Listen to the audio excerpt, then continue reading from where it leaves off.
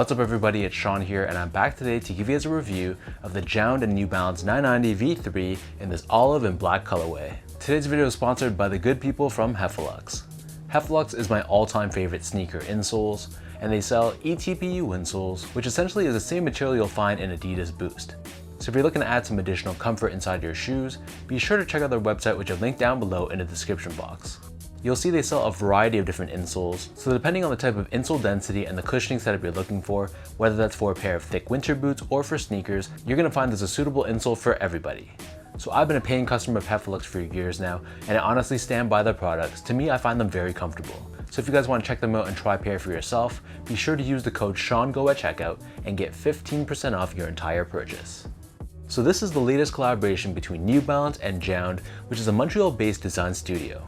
Most recently, they dropped a black and navy 990 V4, but they came back and dropped this 990 V3 in late February on their website, and this was followed up with a wider release in early March. So this pair retails for $250 US or 310 Canadian dollars, and the colorway for this shoe is olive and black, and the style code is M990JD3. So first off, here's a quick look at the box. This comes in a very clean white-based box.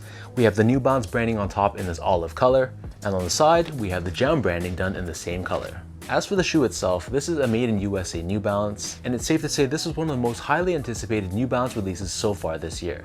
And I gotta say, this classic shade of green with the cream hits, it's straight down JJJJound's alley. So jumping straight into the details, the base layer of the shoe on the toe box, this is constructed out of an olive colored mesh. We have this hit of reflective silver 3M at the edge, and overlaid on either side, we have this perforated dark olive colored nubuck. Surrounding the front toe cap, we have a very plush, very buttery olive colored suede, and this suede covers the mid panel, covering the eyelets as well, and the top two eyelets are constructed out of this gray colored TPU.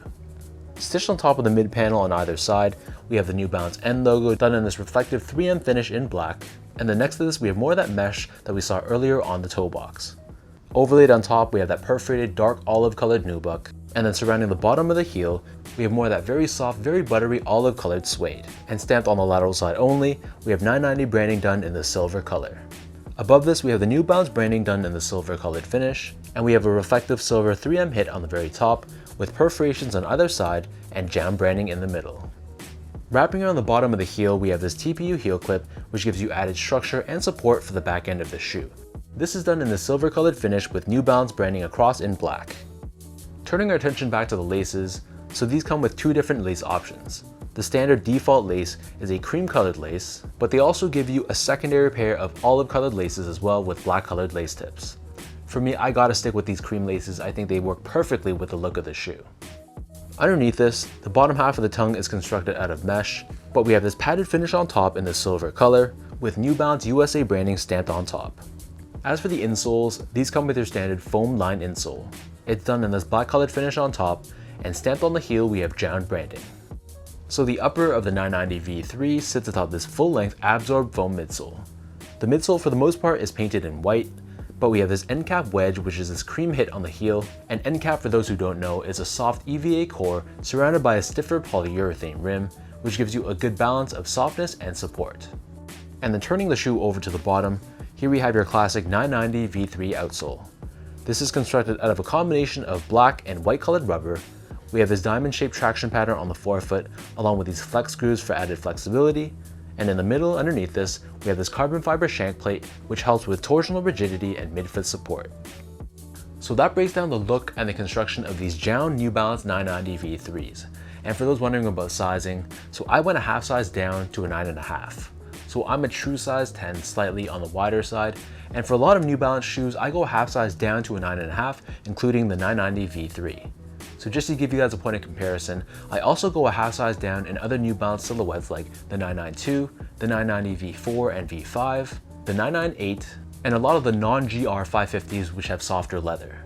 And in comparison, I stick true to size or a size 10 in other New Balance silhouettes like the 997, the 990 V2 because of its more narrow toe box, most of my 2002 Rs, and a lot of made in UK models like most of my 991s and the 1500 and 1530. So long story short, I feel like you can definitely go a half size down in these. Unless you have really wide feet, then you might want to consider just sticking true to size to be safe. Moving on to the comfort, so the 990 V3 I find is a very comfortable shoe. It's one of the models that I highly recommend people to wear if they like that good balance of softness, support, and stability. With a combination of that absorb foam with end cap on the heel, this is personally a model I can wear for many hours in a day, and it gives me a ton of support underfoot, and I don't feel any pain or fatigue after wearing these for long hours. However, if you're expecting a shoe that has a very soft, very plush and mushy feel, then you probably might not like these. But I just find this model to be very well balanced, and it works perfectly, at least for my feet. Finally, in terms of the overall quality and the craftsmanship on this shoe, all in all, I was very impressed. This being a collaboration and it is a made in USA New Balance, the material quality I thought was great. Especially the suede I want to highlight, they felt very buttery, very soft to the touch. You run your fingers across it, you can see the natural hairs of the suede go back and forth. And I did want to note that this is pigskin suede. And on top of that, the overall build on the shoe was very solid as well. I wouldn't say it was perfect, but it was very good, and I had no major flaws or complaints about it.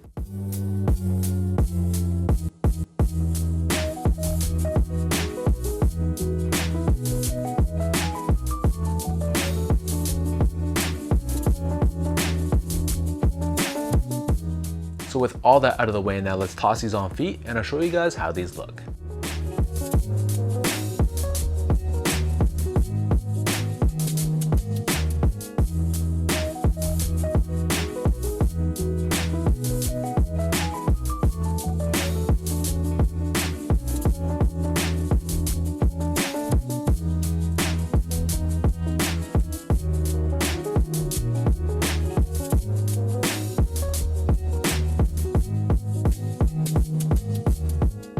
All in all, this is another killer collaboration between JJJJound and New Balance, just adding to their repertoire of highly successful drops. This will probably go down as one of the best New Balance drops of this year.